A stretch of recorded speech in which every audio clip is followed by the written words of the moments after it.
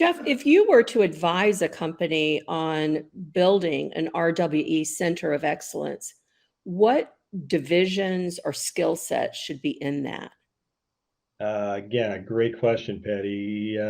When you say divisions, what are you talking about?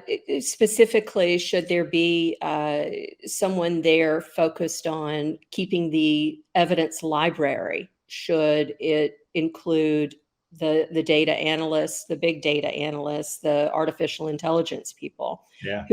Who all should be in it if you're really a forward-thinking chief executive and they give a recommendation to the medical affairs division, we want an RWE Center of Excellence. How do they go about building that? Yeah. Well, I think it's got to start with an individual that is very comfortable on that full continuum, understanding clinical trials, understanding the traditional way of gathering evidence for regulatory submissions, and also very comfortable and fluid in how data can be used and how evidence can be generated for different stakeholders, whether they be in the post-approval sense for payers or reimbursement authorities, or really influencing and informing physicians and patients.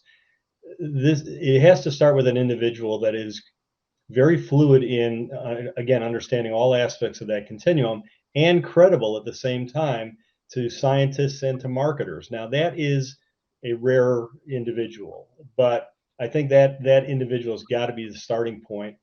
That person's got to, again, I was going to say this person's also got to be fairly fluent in understanding technology and data, but they may also bring on somebody that's a little bit more fluent. I think honestly, the diplomatic skills of the individual heading up the Real World Evidence Center of Excellence has got to be first and foremost. Bringing on somebody that can understand various sources of data, how we can, as you say, library certain data sources and use them in a different way. It's very much a consulting skill set, I think, to really be able to pull out the needs of clinical developers and at the market access people and commercial people.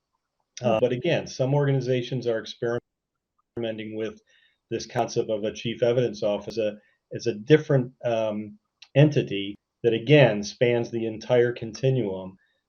So yeah, technological skill sets, understanding science, understanding strategy at the same time, consulting mindset, and diplomacy. Again, if you can find that one individual that represents all those things, I think the organization would be off to a great start.